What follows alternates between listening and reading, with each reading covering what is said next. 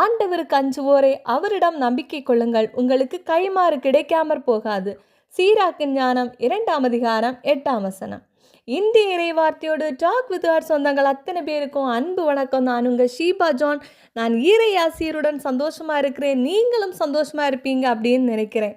ஆண்டவருக்கு அஞ்சுவோம். நம்முடைய வேண்டுதல்கள் விண்ணப்பங்கள் அனைத்தையும் இறைவன் பாதத்திலே நம்பிக்கையோடு சமர்ப்பிப்போம். நம்மை நிறைவாக ஆசீர்வதிப்பான்.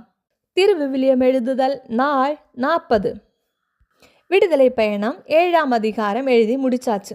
மோசே ஆரோனுக்கு ஆண்டவரின் கட்டளை. ஆரோனின் கோல் எகிப்தில் 10 பெருந்துன்பங்கள், அதில் தண்ணீர் இரத்தமயமாதல் என்ற 3 தலைப்புகளிலே கொடுக்கப்பட்டுள்ளது. சற்றலசுவோம் வாருங்கள். ஆண்டவர் மோசேயை நோக்கி, பார், நான் உன்னை பார்வோனுக்கு கடவுளாக வைத்துள்ளேன். உன் சகோதரன் ஆரோன் உன் வாக்கினராக இருப்பான். நான் உனக்கு கட்டளையிடுவதையெல்லாம் நீ எடுத்துச் சொல்வாய். பார்வோன் தன் நாட்டிலிருந்து இஸ்ரேல் மக்களை போக விடும்படி அவனிடம் உன் சகோதரன் ஆரோன் பேசுவான். நான் பார்வோனின் மனதை கடினப்படுத்துவதோடு எகிப்து நாட்டில் என்னுடைய அடையாளங்களையும் அரும் செயல்களையும் பெருக செய்வேன். பார்வோன் உங்களுக்கு செவிசாய்க்க மாட்டான். எனவே நான் எகிப்திற்கு எதிராக கை ஓங்குவேன். பெரும் தண்டனை தீர்ப்புகளை நிறைவேற்றிய பின் என் மக்களாகிய இஸ்ரேல் என்னும் படைத்திரளை எகிப்து நாட்டிலிருந்து வெளியேற செய்வேன். எகிப்திற்கு எதிராக கை ஓங்கி அவர்கள் நடுவில் நின்று இஸ்ரேல் மக்களை நான் வெளியேற செய்யும் போது நானே ஆண்டவர் என எகிப்தியர் அறிந்து கொள்வர் என்றான். தங்களுக்கு ஆண்டவர் என்ன கட்டளையிட்டாரோ அதையே மோசேயும் ஆரோனும் செய்தனர். பார்வோனிடம் பேச்சுவார்த்தை நடத்திய போது மோசேக்கு வயது 80, ஆரோனுக்கு வயது 83. ஆண்டவர் கட்டளையிட்டவாறே மோசேயும் ஆரோனும் பார்வோனிடம் சென்று, ஆரோன் தனது கோலை பார்வோன் மற்றும் அவனுடைய அலுவலர் முன்னிலையில் விட்டறிந்ததும் அது பாம்பாக மாறியது. பார்வோன் தன் ஞானிகளையும் சூனியக்காரர்களையும் வரவழைத்தான். எகிப்திய மந்திரவாதிகளாகிய அவர்களும் தங்கள் வித்தைகளால் அவற்றை செய்தார்கள். அவர்களுள் ஒவ்வொருவனும் தன் கோலை கீழே இட அவை பாம்புகளாக மாறின. ஆனால் ஆரோனின் கோல் அவர்கள் கோல்களை விழுங்கிவிட்டது. பார்வோனின் மனமோ கடினப்பட்டது. ஆண்டவர் முன்னுரைத்தபடி அவன் அவர்களுக்கு செவிசாய்க்கவில்லை. இது ஒருபுறம் இருக்க, ஆண்டவர் மோசேயை நோக்கி, பார்வோனின் மனம் இறுகி போய்விட்டது. மக்களை போகவிட அவன் மறுக்கிறான். எனவே காலையில் நீ பார்வோனிடம் போ. அப்பொழுது அவன் தண்ணீரை நோக்கி சென்று கொண்டிருப்பான்.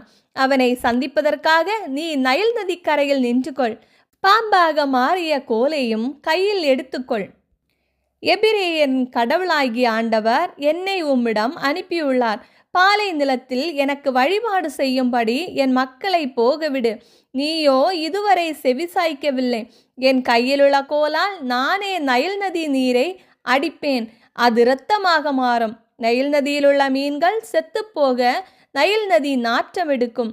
எகிப்தியர் நைல் நதி நீரை குடிக்க முடியாமல் திணறுவர். இவற்றால் நானே ஆண்டவர் என நீ அறிந்து கொள்வாய் என்று ஆண்டவர் கூறுகிறார் என்றார். மேலும் ஆண்டவர் மோசேயிடம், நீ ஆரோனை நோக்கி உனது கோலை எடு. எகிப்து நாட்டிலுள்ள ஆறுகள், கால்வாய்கள், குளங்கள், நீர்த்தேக்கங்கள் ஆகிய அனைத்து நீர்நிலைகள் மேலும் உன் கையை நீட்டு. அவை இரத்தமாக மாறும்.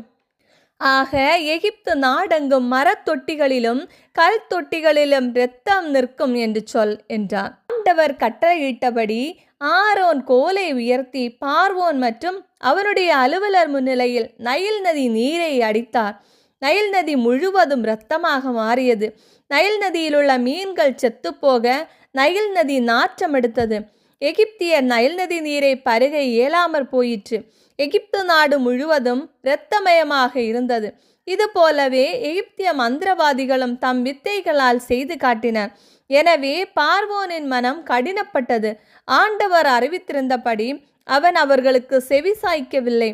பார்வோனும் தன் வீட்டிற்கு திரும்பிச் சென்றான். அவன் மனம் இதையும் பொருட்படுத்தவில்லை. எகிப்தியர் எல்லோரும் நைல் நதி பகுதியில் குடிநீருக்காக தோண்டினர். ஏனென்றால் நைல் நதி நீரை பருக அவர்களால் முடியவில்லை. இவ்வாறு விடுதலை பயணம் 7ஆம் அதிகாரம் நிறைவு பெறுகிறது. தொடர்ந்து 9 துன்பங்கள் என்னென்ன பொறுத்திருந்து பார்க்கலாம். இந்த வீடியோ பிடிச்சிருந்தா லைக் பண்ணுங்கள், உங்கள் ஃப்ரெண்ட்ஸ் அண்ட் ஃபேமிலிக்கு ஷேர் பண்ணுங்கள், உங்களுடைய கருத்துக்களை கமெண்டில் சொல்லுங்கள். இறையோடு உறவாட எங்களோடு இருங்க. மீண்டும் சந்திப்போம். அன்புடன் உங்கள் ஷீபா ஜான்.